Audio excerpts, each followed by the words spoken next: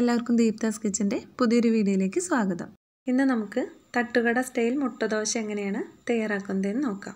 തട്ടുകടയിൽ നിന്നൊക്കെ നമുക്ക് കിട്ടുന്ന മുട്ട ദോശ നല്ല ഫ്ലേവറോട് കൂടിയിട്ടും അതുപോലെ തന്നെ നല്ല ടേസ്റ്റോട് കൂടിയിട്ടും നമുക്ക് തയ്യാറാക്കാം.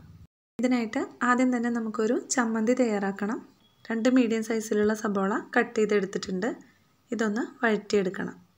ഇത് വഴറ്റിയെടുക്കാനായിട്ട് ഓയിലോ അല്ലെങ്കിൽ വെളിച്ചെണ്ണയോ 1 ടേബിൾ സ്പൂണ് ഒഴിച്ചു കൊടുത്താൽ മതി. ഈ ഒരു ചമ്മന്തി നമ്മൾ ദോശയിലൊന്ന് സ്പ്രെഡ് ചെയ്ത് കൊടുക്കാനും അതുപോലെ ഇതിൻ്റെ സൈഡ് ഡിഷായിട്ട് കഴിക്കാനും നല്ല ടേസ്റ്റി ആയിട്ടുള്ള ഒരു ചമ്മന്തിയാണ്. സബോളയെല്ലാം ഇതുപോലെ ഒന്ന് വാടിക്കഴിഞ്ഞാൽ നമ്മളിതിലേക്ക് 2 വെളുത്തുള്ളി ചെറുതായിട്ട് കട്ട് ചെയ്തത് ചേർത്ത് കൊടുക്കുക.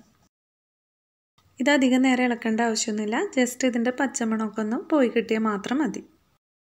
വെളുത്തുള്ളിയുടെയൊക്കെ ആ ഒരു പച്ചമണം പോയതിന് ശേഷം 2 മീഡിയം സൈസിലുള്ള തക്കാളി ചെറുതായിട്ട് കട്ട് ചെയ്തതും കൂടി ചേർത്ത് കൊടുക്കുക. 2 മിനിറ്റ് കൊണ്ട് തന്നെ ഇത് നന്നായിട്ട് വഴന്ന് കിട്ടും. തക്കാളിയൊക്കെ വെന്ത് നല്ല സോഫ്റ്റായിട്ട് വന്നിട്ടുണ്ട്. ഈ ഒരു സമയത്ത് നമുക്ക് കുറച്ച് കറിവേപ്പിലയും ഇതിനാവശ്യമായിട്ടുള്ള കുറച്ച് ഉപ്പും കൂടി ആഡ് ചെയ്ത് കൊടുക്കാം. നന്നായിട്ടൊന്ന് ഇളക്കി മിക്സ് ചെയ്ത് കൊടുത്താൽ മാത്രം മതി. ഇനി നമുക്കിത് ചൂടാറാനായിട്ട് വയ്ക്കാം. ഇനി ഇത് മിക്സിയുടെ ജാറിലേക്ക് ഇട്ട് കൊടുക്കാം. ഇനി എരിവിനാവശ്യമായിട്ട് ഞാനിവിടെ 3 ഉണക്കമുളക് ചുട്ടെടുത്തിട്ടുള്ളതാണ് ചേർത്ത് കൊടുക്കുന്നത്. ഇതിന് പകരം വേണമെങ്കിൽ മുളക് പൊടി ചെറുതായിട്ടൊന്ന് ചൂടാക്കിയിട്ട് ചേർത്ത് കൊടുത്താലും മതി. ഇതോടൊപ്പം കുറച്ച് മല്ലിയിലയും കൂടി ചേർത്ത് കൊടുക്കാം. 1-2 ടേബിൾ സ്പൂൺ വെള്ളം കൂടി ചേർത്തിട്ട് ഇതൊന്ന് അരച്ചെടുക്കാം. അരച്ചെടുക്കുമ്പോൾ ഇത് നന്നായിട്ട് അരഞ്ഞു പോരുത്. ഈ ഒരു പാകത്തിലായാൽ മതി. ഇപ്പോൾ ചമ്മന്തി ഇവിടെ റെഡി ആയിട്ടുണ്ട്. ഇനി ഇത് മാറ്റി വയ്ക്കാം. ഇനി ഒരു ബൗളിലേക്ക് 2 മുട്ട പൊട്ടിച്ച് ഒഴിച്ചു കൊടുക്കാം. ഒരു വലിയ സബോള ചെറുതായിട്ട് കട്ട് ചെയ്തെടുത്തിട്ടുള്ളതാണ് ഇതിലേക്ക് ചേർത്ത് കൊടുക്കാം. കഴിയാവുന്ന അത്രയും കനം കുറച്ചിട്ട് വേണം അരിഞ്ഞെടുക്കാനായിട്ട്. ഒരു ചെറിയ തക്കാളി ചെറുതായിട്ട് കട്ട് ചെയ്തെടുത്തിട്ടുള്ളതാണ് ഇതിലേക്ക് ചേർക്കാം.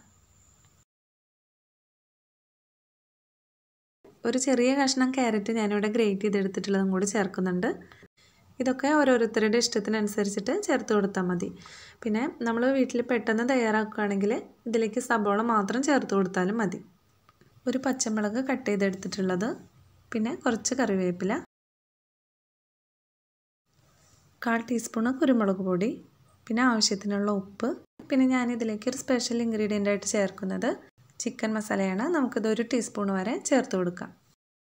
പിന്നെ ഒരു 1/4 ടീസ്പൂണ് മുളക് പൊടി ചേർത്ത് കൊടുക്കാം.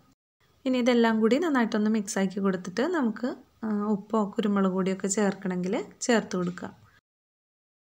എരിവിന് മുളക് പൊടിയേക്കാൾ കൂടുതൽ കുരുമുളക് പൊടി ചേർക്കുന്നതായിരിക്കും നല്ലത്.